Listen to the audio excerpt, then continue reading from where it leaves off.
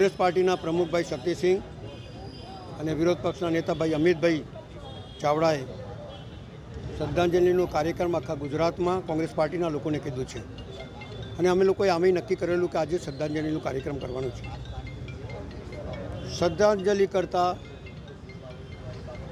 જે લોકો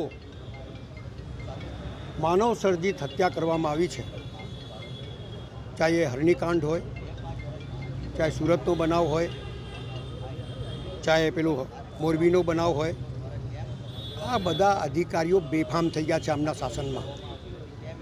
વગર પરમિશને લોકો ચાલુ કરી દે એટલે શું તમારી પાર્ટનરશિપ છે? સરકારના હાથ છે? સરકારની રહેમ નજર છે? કયા કારણ છે તમે કહો છો કે કોઈ પરમિશન નહીં લીધી? તો સાની રાહ જુઓ છો ભાઈ? જો પરમિશન ના લીધી હોય તો જે અધિકારીએ પરમિશન આપીએ એને જેલ ભેગો કરો. જે લોકો અંદર સંડોવાયેલા છે એમને ભેગા કરો. જે તમારા કાર્યકર્તાઓ ખોલેલા હોય એમને અંદર કરો, તો સરકાર દેખાશે. ખાલી ઇન્ક્વાયરી કરવાથી સરકાર નથી દેખાતી. 2 લાખ રૂપિયા સેન્ટ્રલ ગવર્મેન્ટમાંથી આપી દીધા, 4 લાખ અહીંયાથી આપી દીધા, એટલે 6 લાખ રૂપિયાનું માણસની જીવની કિંમત છે. આ સરકાર ચલાવો છો કે લોકોને હેરાન કરો છો? આ તમામ બાબત એને લઈને કોંગ્રેસ પાર્ટી શ્રદ્ધાંજલિનો કાર્યક્રમ રાખે છે. શ્રદ્ધાંજલિ કરતાં અમે શ્રદ્ધાંજલિ તો આપીએ જ છે, સાથે સાથે ઇન્ક્વાયરી માંગીએ છીએ, સાથે સાથે લોકોને જે લોકોએ આ ગુનેગારો છે એમને સજા માંગીએ છીએ અને ગુજરાતના તમામ નાગરિકોને અને વડોદરા શહેરના તમામ લોકો જેને સ્પર્શ થાય છે કે આ લોકો માનવ સર્જિત હત્યા કરી રહ્યા છે, ત્યારે બધાએ ભેગા થવું જોઈએ. આ સરકાર ઉપર પ્રેશર કરવું જોઈએ, એમને વળતર સારામાં સારું મળે, જે મરી ગયા છે એમને ન્યાય મળે અને કડકમાં કડક સજા થાય, ત્યારે સાચી શ્રદ્ધાંજલિ હશે એવું મારું સ્પષ્ટ માનવું છે. એ જ અભ્યર્થના. જીવન એ અમૂલ્ય છે, જેનો કોઈ મોલ ના હોય શકે.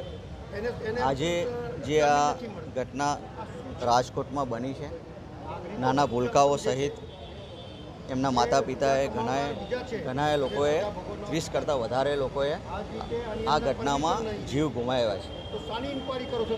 આવી જે બનાવો બને છે, વારંવાર જે બનાવો બને છે, એ તક્ષશિલાનો બનાવ હોય, મોરબી ઝૂલતો પુલનો જે બનાવ હતો, આપણે વડોદરાનો હરણી બોટકાંડનો જે બનાવ હતો, આ તમામ લોકો પણ ગઈકાલે ને 2 દિવસમાં એ લોકો પણ બહાર આવ્યા કે આજે આટલો સમય થયો છે, અમને પણ ન્યાય મળ્યો નથી.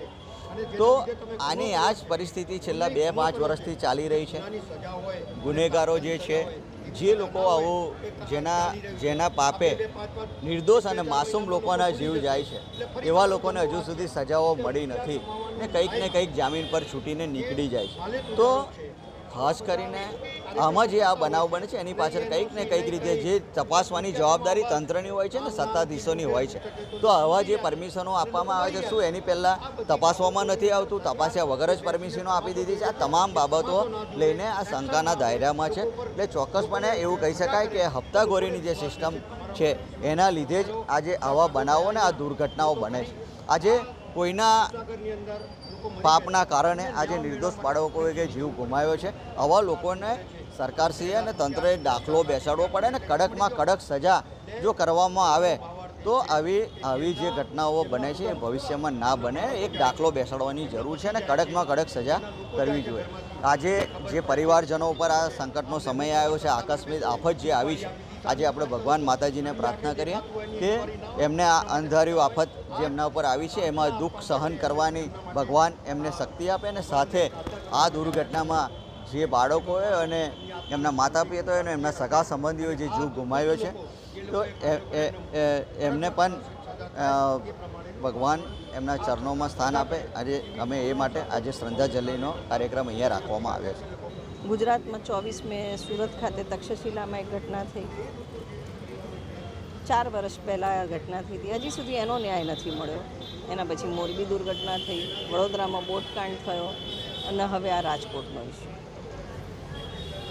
તમામમાં મોડસ ઓપરેન્ડી જોશો તો કમાવાની લાયમાં લોકોને ફાયદો કરાવવામાં તંત્ર આંખાડા કાન કરે છે, ભ્રષ્ટાચાર થાય છે, બચાવવાના પ્રયત્ન થાય છે.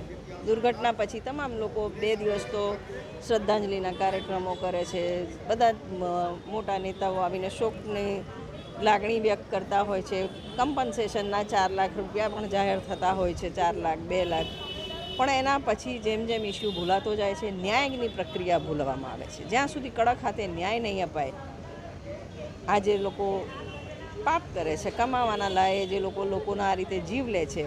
એક જાતનું જોઈએ તો આ મોતના સોદાગરો છે ને જે લોકો મોતના સોદા કરે છે, માસૂમ બાળકોનો જીવ જાય છે, એ લોકોને જ્યાં સુધી કડક સજા નહીં થાય, એ લોકો જેલ ભેગા નહીં થાય ત્યાં સુધી નહીં એ બાળકોને શ્રદ્ધાંજલિ મળે, એ લોકોની આત્માને શાંતિ નહીં મળે, એમના ફેમિલીઝને બી ટાળક નહીં થાય અને ફરી આ કોઈ દુર્ઘટના ના થાય. તેના માટે બી જરૂરી છે કે આ લોકોને કડકમાં કડક સજા થાય. માનવ વધ કર્યું છે તો માનવ વધનો ગુનો તેમના પર લાગે. જવાબદાર અધિકારી હોય, જે રીતે મોરબીમાં કોર્પોરેશન સુપરસીડ થઈ હતી એ રીતે રાજકોટમાં મ્યુનિસિપલ કોર્પોરેશન સુપરસીડ થવી જોઈએ. મ્યુનિસિપલ કમિશનરની સીધી જવાબદારી દેખાય છે, પણ જે એક્શન લેવાય છે એ નાના કર્મચારીઓ લેવાય છે. ચીફ ફાયર ઓફિસર પર નથી લેવાય, ટાઉન પ્લાનર પર નથી લેવાય, મ્યુનિસિપલ કમિશનર પર નથી લેવાય. આ તમામ લોકો પર બી સજા થવી જોઈએ એવી અમારી ડિમાન્ડ છે.